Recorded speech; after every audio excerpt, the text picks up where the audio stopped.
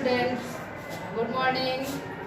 आज हम क्लास 10 का बायो का सेकेंड चैप्टर कर रहे थे इसके पिछले वाले वीडियो में, और वहाँ हमने पेज नंबर 132 के 5 प्रश्न भी किए थे। और उस पांचों प्रश्न के बाद हम आप लोगों को उस वीडियो में बताए भी थे कि नेक्स्ट वीडियो में हम पेज नंबर 132 में भी फिर 5 प्रश्न दिया है, उसको हम लोग करेंगे। तो आज आइए हम पेज नंबर 132 के 2 प्रश्न जो बोर्ड पे लिखे हुए हैं उसको एक बार पढ़ के आप लोगों को समझाते हैं। उसके बाद जो भी प्रश्न बाकी है उसको हम लोग करेंगे। तो पेज नंबर 135 का फर्स्ट जो क्वेश्चन है कि पादप हार्मोन क्या है। आप लोगों को इसके पहले भी हम पादप हार्मोन के बारे में शॉर्ट में बता चुके थे, लेकिन आज हम इसको थोड़ा सा डिटेल नहीं कहेंगे, शॉर्ट ही है, क्योंकि क्वेश्चन भी क्या है मेरा शॉर्ट ही है। तो देखिए कह रहे कि पादप हार्मोन क्या है। पौधों के जैविक क्रियाओं के बीच समन्वय स्थापित करने वाले रासायनिक पदार्थ को क्या कहते हैं हम? पादप हार्मोन कहते हैं। आप लोग 1-2 बार पढ़ लीजिएगा तो याद भी हो जाएगा कि पौधों के जैविक क्रियाओं के बीच समन्वय स्थापित करने वाले रासायनिक पदार्थ को पादप हार्मोन कहते हैं। आइए देखते हैं। क्वेश्चन नंबर 2 है कि छुई मुई पादप की पत्तियों की गति प्रकाश की ओर परोह की गति से किस प्रकार भिन्न है।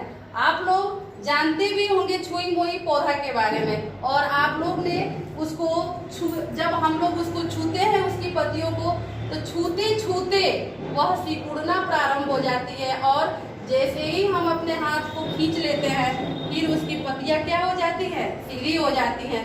तो आखिर में वह गति किस प्रकार होती है उसी के बारे में हम लोगों को जानना है। तो आइए इसके उत्तर को हम लोग समझते हैं। कह रहे हैं कि छुई मुई पादप की गति। पादप का मतलब होता है पौधा, जो हमने आप लोगों को कई बार बताया भी है कि पादप का मतलब होता है पौधा।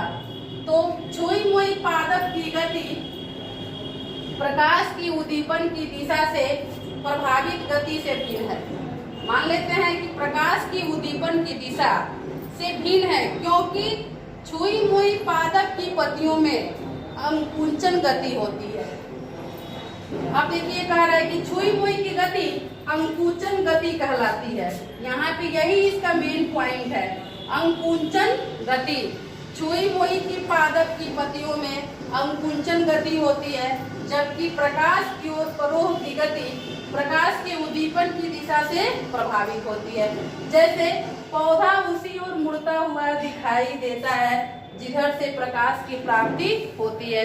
इसके लिए हम एक प्रयोग करके आप लोगों को बताए थे कि अगर किसी गमले में एक पौधों को हम लगाते हैं और उस पौधों को यदि हम खिड़की पे रख देते हैं तो हम देखेंगे कि पौधा जिधर से सूर्य का प्रकाश आता हुआ दिखाई देता है, पौधे की गति उसी तरफ हो जाती है, यानी पौधा भी क्या हो जाता है? प्रकाश की ओर गति करने लगता है और प्रकाश की ओर ही मुड़ने लगता है।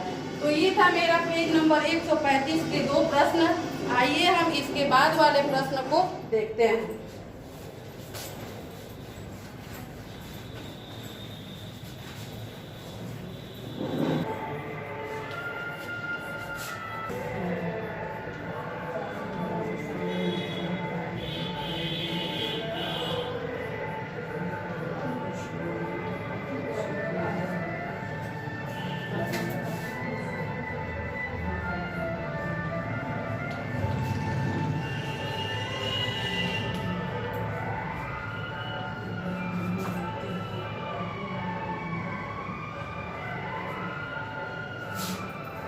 तो आइए 3 नंबर हम प्रश्न देखते हैं। 3 नंबर प्रश्न है कि एक पादप हार्मोन का उदाहरण दीजिए जो वृद्धि को बढ़ाता है।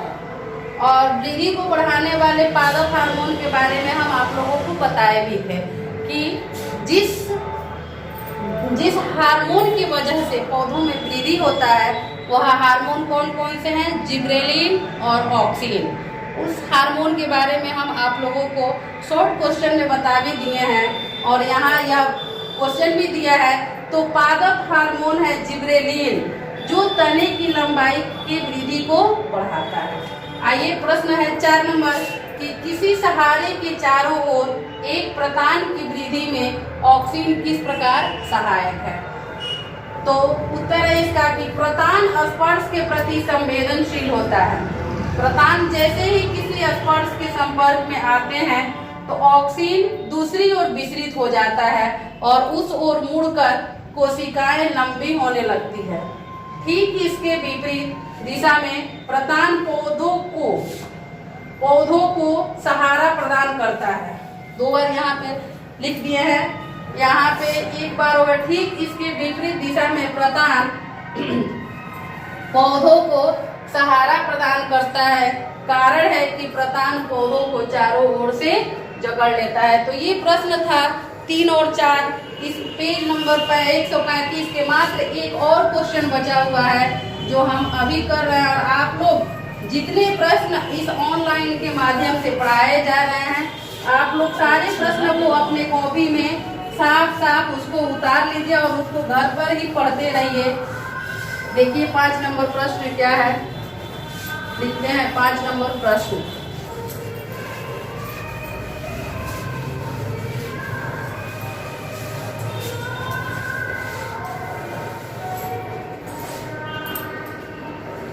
पांच नंबर प्रश्न है, जलानुवर्तन दर्शाने के लिए एक प्रयोग की अभी कल्पना कीजिए। क्वेश्चन नंबर है 5 कि जलानुवर्तन के बारे में हम आप लोगों को बता भी दिए हैं और यहाँ क्वेश्चन भी दिया है कि जलानुवर्तन दर्शाने के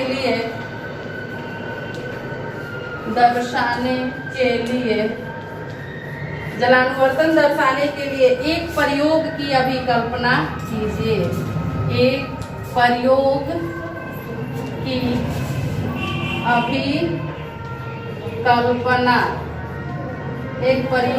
अभी कल्पना कीजिए।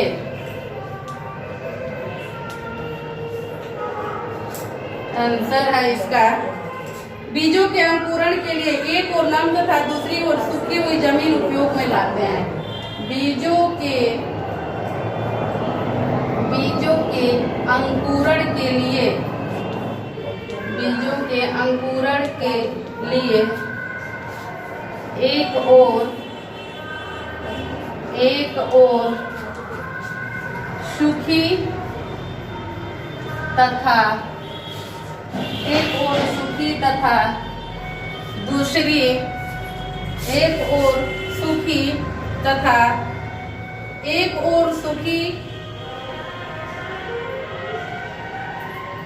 एक ओर सूखी तथा दूसरी ओर नम जमीन को उपयोग में लाते हैं।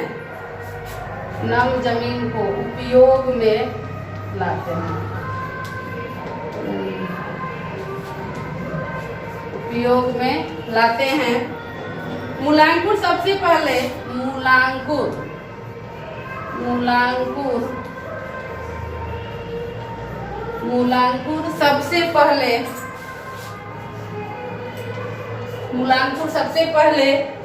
धनात्मक गुरुत्वानुवर्ती होने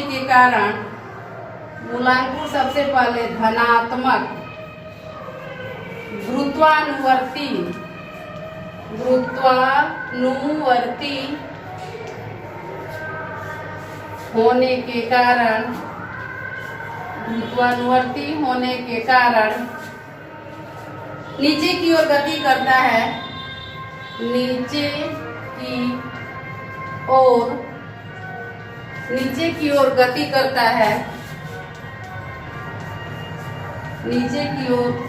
करता है, बाद में गीली जमीन की ओर मुड़ने लगता है और बाद में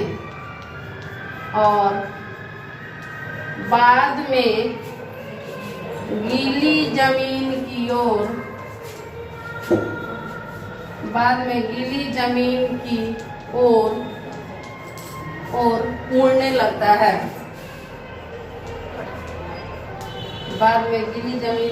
मुड़ने लगता है। तो ये थे 5 नंबर प्रश्न और इसी के साथ इस पेज नंबर 135 के ये 5 प्रश्न कंप्लीट हुए। और हम कल के वीडियो में आप लोगों को बताएंगे इसके आगे वाले पेज नंबर के प्रश्न। तब तक आप घर पर रहिए, सुरक्षित रहिए और अपनी पढ़ाई को ऑनलाइन के माध्यम से ही पूरी करते रहिए। धन्यवाद।